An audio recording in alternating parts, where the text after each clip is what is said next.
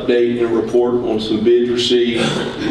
As most of you folks are aware, since the development of the Jackson River Sport Complex and the Cloverleaf Ball Field, over the last few years we've experienced some balls flying around over there. Not due into anything that we have done wrong. This is a problem across the country.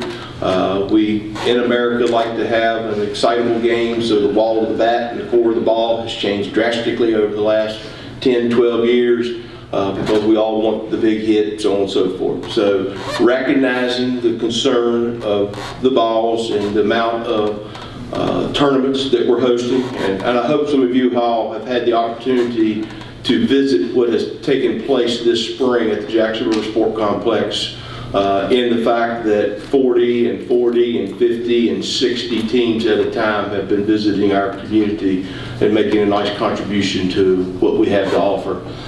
So anyway, we went out to public bid to address the situation over there. I was looking at one, fencing. The backstop fencing on each one of the 4 fields, creating a 45-degree angle over the backstop that catches balls that are coming directly back.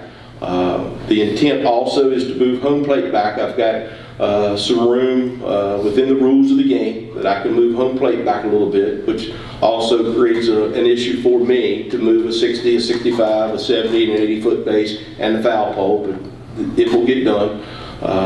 But again, the 45-degree angle fencing over top, moving the home plate back with the aim of catching the vast majority of the balls that are flying off of the field.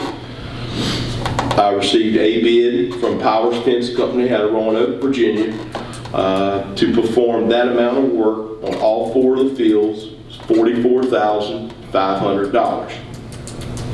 At the same time, we put out a public bid for safety netting around the common areas. When I mention the common areas, when you walk into the sport complex and you get to the dugouts, from each one of the dugouts towards the press box area, look at netting to protect those that have to sit behind home plate and yell at the umpire during the course of the game.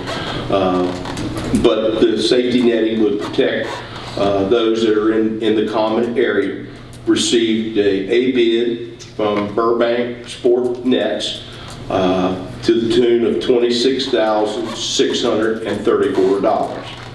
I stand before you tonight on bended knee requesting an appropriation for $71,134 to address the safety concerns of the balls over at the Jackson River Sport Complex. This was discussed during the FY20 budget development. At that time, I told Alan that we could not include it in the budget. Like we said, that was a tough budget. But that once he got some prices and so forth, I would bring it to council and ask for a supplemental appropriation to assist in doing this. My memo was full of errors, and I apologize for that. But the key thing was that I overlooked was we have tournaments throughout the summer and fall.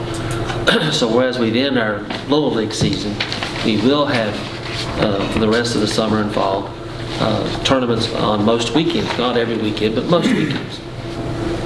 So the public is still coming to the facility. We want them to come, like Alan talked about it. It does bring people to our community and bring some resources to the restaurants and so forth in our community. And I would recommend that the council add this to the June 11th agenda with us developing an appropriate resolution making that appropriation of, what was it, 71,134. That's to the penny. Yeah, to the penny. There's no contingency in that at all. Those are the 2 actual bids received from the public bid advertisement. The alternative is do one of the things, which still will leave some issues on the other issue, or the third option is to do nothing and continue using the park as we have in the past. And like Alan said, I've talked about it. So, well, why is it an issue now? Because you've had ball fields there for many, many years. But apparently, the balls and the bats have changed. I haven't coached in 10 years, so I've stopped And I do know about the bats and how expensive they are, but I've lost touch with that. But apparently they have continued to upgrade and improve the bats, and they've made the balls. When we played, we were hitting, I think, what Alan said, like marshmallows. But now they're more like BBs. And again, it's not unique to Covington, Virginia. Those of you that are sport fans, just within the week, we had a situation in Major League Baseball where a child got hit by a foul ball. That's, it's all over. And the gentleman from Burbank Sport Nets, he just left the University of Pittsburgh. He was heading to us, James Madison, Virginia Tech, and the other university down in Charlottesville. And they're all facing University of Virginia. Yeah. Just to help.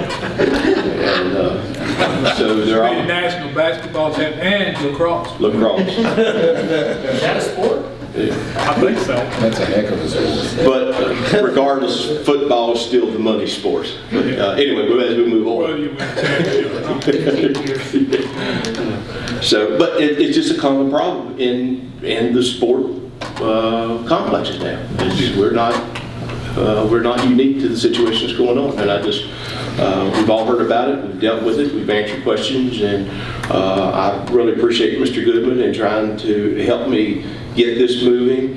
And if you appropriate the money, I have these contractors lined up. I've made no promises to them because I told them I was coming before you folks tonight. I don't know that we get it completed by June the 30th. BB and I have spoken that we get them under contract, and at the end of the month we have a check in a safe, and when they finished it, if it was July the 2nd, then they'd get paid when they finished the job. So, but it's something that it needs to be addressed, and my apologies for asking for $71,134, but it may be in the long-term best interest of Covington and the next guy that comes along in 4.5 years and one long day. Any questions, discussion? We $71,000. Fund balance, Mr. Hunter, fund balance. It says here interdepartmental transfer. Yes, sir, that was a mistake. I apologize, that's my mistake. Okay. Well, I'll tell you what, personally, I've heard a lot of complaints where I work. There's a lot of people over there that coach ball teams. They have family members going over there playing ball or involved with it. And you hear a lot of complaints over there that somebody's going to get hurt bad. I've heard somebody got their glasses broke, some child got knocked down. Then, when's the city going to do something about the foul balls at AET? I've heard a lot of comments.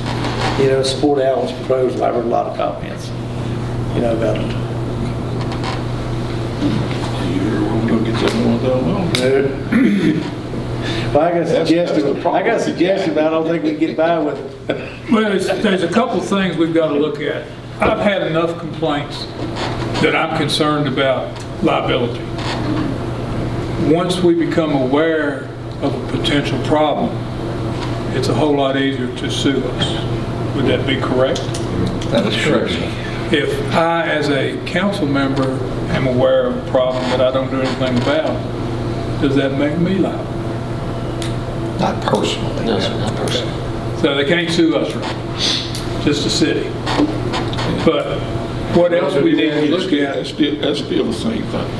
What else we need to look at is revenue as a result of tourism in the area and how much money the sports complex generates. I think we could find the money through what's generated. Our meals tax is a little over $1 million, BB? Yes. So not all that comes from the sports complex, but a good part of it does. I would venture to say 40–50% of it probably comes from direct result sports complex. So it's generating money for the city. We know about the problem. We've got to fix it. Or quit having ball games. I don't know if you got any other choices. You fix it or you stop playing You ball. can reduce playing at the field to one field. Yeah, I thought about that. Just one field at a time. Right, as Alan, we could do that, couldn't we? It cuts down on the... Well, but and if you do that, No then you tournament. need to get out of the sport tournament business. Right. I mean, that's the bottom line. So it's not a lot of play there. We need to do it, just need to figure out how we do it. Well, that's my question. How we Yeah, gonna do good it? saying it comes from, I'm not saying that we don't need to do it. Yes, sir. My question is, how are we gonna do it? Unappropriated Unappropriated surplus. surplus. Yes, sir, that's correct, Mr. Hunter. We're recommending it come from unappropriated general fund balance. Now, we have the requirement that we stay within 18% of the contingency, and we'll provide that in a report on June 11th. We'll review that, BB and I will review that. So, So we're thinking about appropriating it on this year's budget. yes, Yes, sir, so we can Get move it forward done. now. Yeah. That would be our recommendation. Of course, the council will tell us what to do. yeah. Well, I think if we need it, we ought to just go and give it to him. Well, we've got it, we've got to place it on the agenda for next week, don't we? Yes, sir. Yeah. Okay. So we're just more or less discussion right now. Okay, so that goes to number 16. That's already on It's there. already on there. And then it was on the All right. So any more questions? It's not on. Thank you, Alan. Thank you.